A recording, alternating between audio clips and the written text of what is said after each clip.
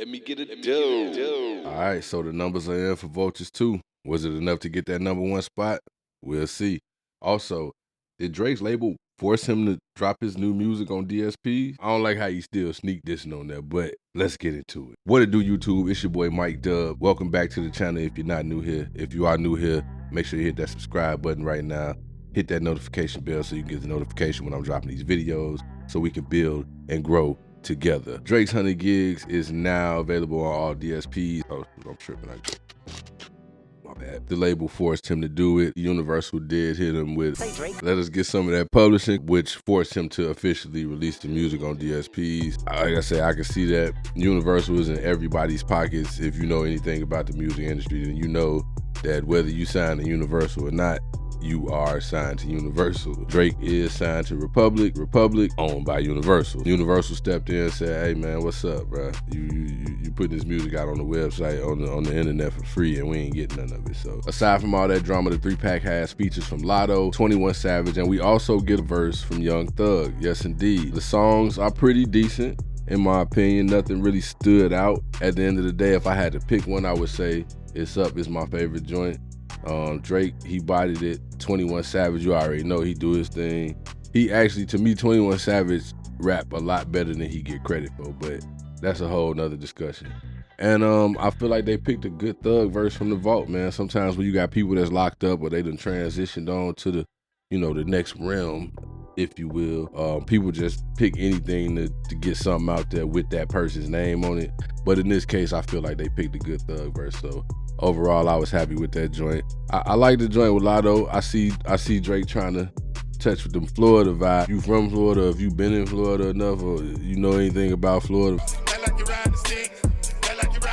That's a Florida song for sure. So yeah, Drake, trying to branch out, I guess, again. I don't like how he sneak dissing on Red, Green, Blue. Was it Red, Green, Blue or Blue, Green, Red? You know the name of the song. I don't like how he still sneak dissing on that. They're gonna try and behead me, speak on a family name. But that's what Drake do, so it is what it is.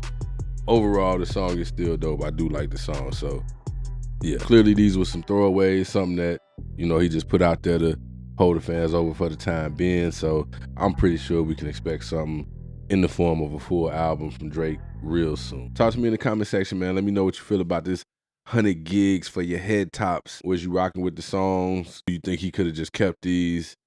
I don't know. Let me know. All right, so the highly anticipated Vultures 2 album was scheduled to drop on August 2nd. However, it was delayed for another 24 hours and ended up dropping on August 3rd, which actually shortened the album's tracking period. However, Ye and Ty Dolla $ign were still able to exceed projections.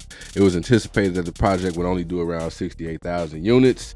But as the numbers rolled in, it turns out V2 did significantly better than expected. With only 6 days in the race as opposed to the typical 7, the album actually moved 107,000 units. According to Billboard, 46,000 of these units were from streaming, which is equivalent to 60,500 pure album sales, 500 track equivalent units, with a total of 50.44 million on-demand streams. Now, we just looking at Ye's numbers overall.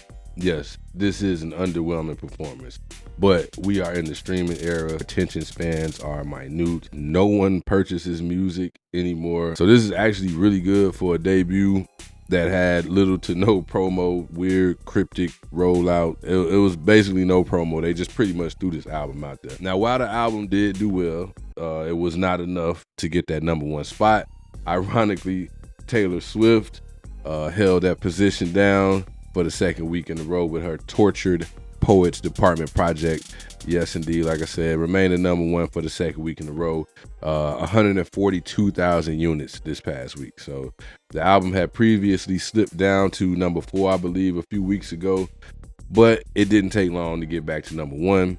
Part of me feel like the Swifties went extra hard just to make sure, because they knew Vultures 2 was coming. So they turned up.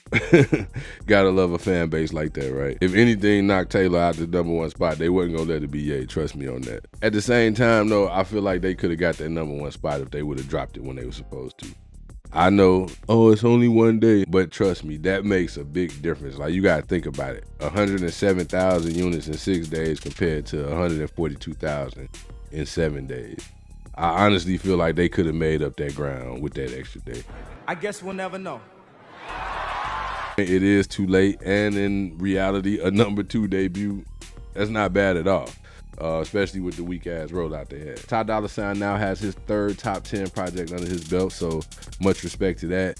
And this is actually Ye's 13th project to debut in the top 2. Now you may or may not know, Ye was on a crazy run, bro. Like Vultures 1 was actually his 11th consecutive number 1 project. So the streak was broken, but still a win in my opinion, especially when your streak is broken by being number 2. So yeah, much respect to that, bro. You gotta shout that out. And this is with a dude that's labeled.